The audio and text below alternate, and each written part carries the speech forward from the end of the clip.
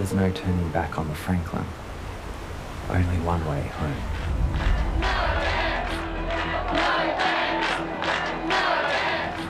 It was the biggest environmental rally in the country's history. Good evening, and in a sensational day in Australian politics, the Prime Minister announces a general election on March the 5th. I've recommended to His Excellency that there should be a double dissolution of the Parliament. That has been agreed. The election will be on the 5th of March.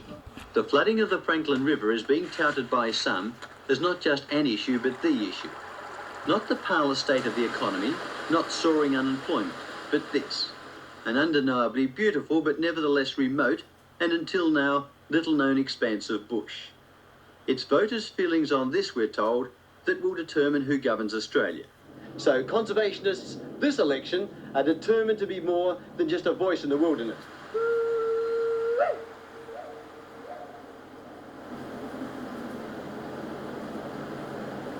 It was desperate days, but we knew what we were doing, that it was pivotal that Labor got in. That at this time, for this election, and on this particular issue to do with the Southwest Wilderness, we would cease to be apolitical and not support a party, but to move in and say that we've got to do it now or we lose that river and that area.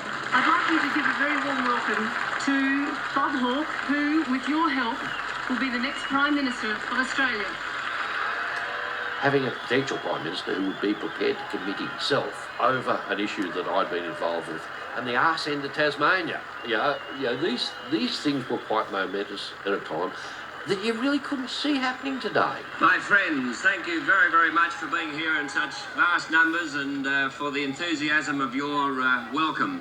It's great to be here on the platform with such people as Bob Brown, who I say to you unequivocally I regard as one of the great Australians. Now, I put it to you that if you look at the dam, it is at one and the same time an environmental obscenity and an economic absurdity.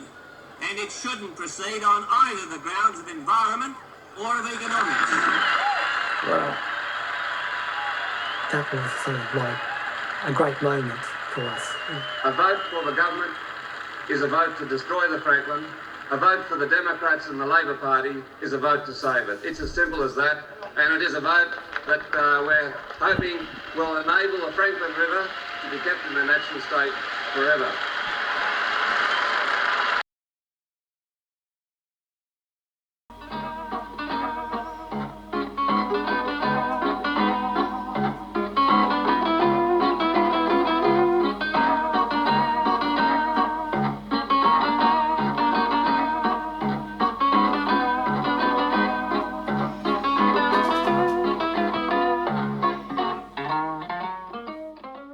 In 1981, Don Chipp initiated a Senate inquiry into the natural values of southwest Tasmania to Australia and the world, and the federal responsibility in assisting Tasmania to preserve its wilderness areas of national and international importance. At the same time, there was a crisis in the Tasmanian Parliament, which resulted in the replacement of Lowe as Premier by Harry Holgate, a Labor politician who was markedly more supportive of the dam proposals.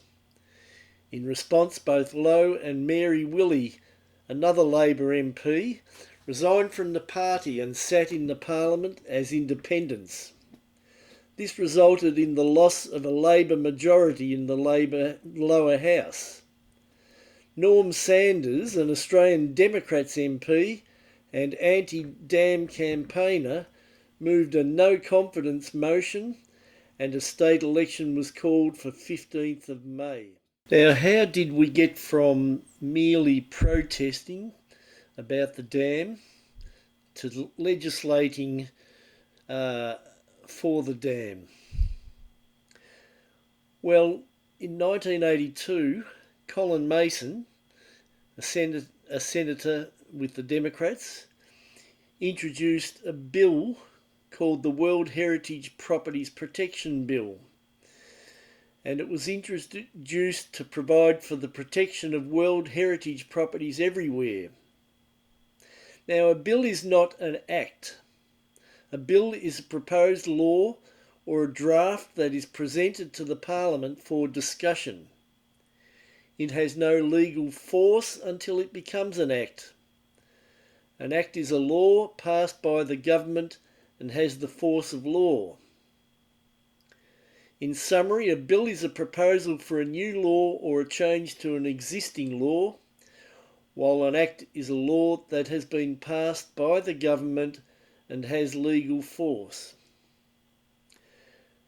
Well, this was the bill that Colin Mason introduced as a private member's bill.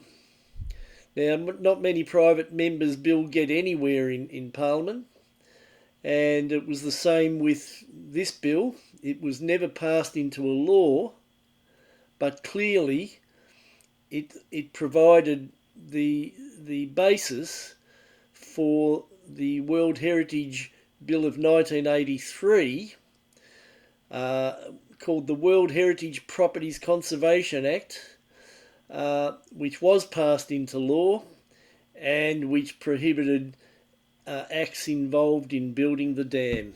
So clearly in 1981 with Don Chipp's speech and in 1982 with Colin Mason's bill, the Democrats played a major part in moving on from protest to actually legislating to protect the dam. In presenting the 1983 bill, the Speaker, Barry Cohen, had this to say: "The World Heritage Properties Conservation Bill makes provision for the protection and conservation of those places in Australia or under Australian control that are of such outstanding universal value that they are recognised as part of the cultural or natural heritage of the world. The bill therefore shares the objective of the World Heritage Properties Protection Bill that was introduced last year by the Australian Democrats." Well, the rest is history. On July the 1st, 1983, the High Court of Australia upheld the constitutional validity of the 1983 World Heritage Properties Act, a statute which halted construction of a hydroelectric power scheme in the area of wilderness in the southwest of Tasmania. I think we can fairly say that it was the Democrats who came up with the appropriate form of legislation, and probably even proposed it as a way of winning the argument, and that's why I say that the Australian Democrats saved the Franklin River.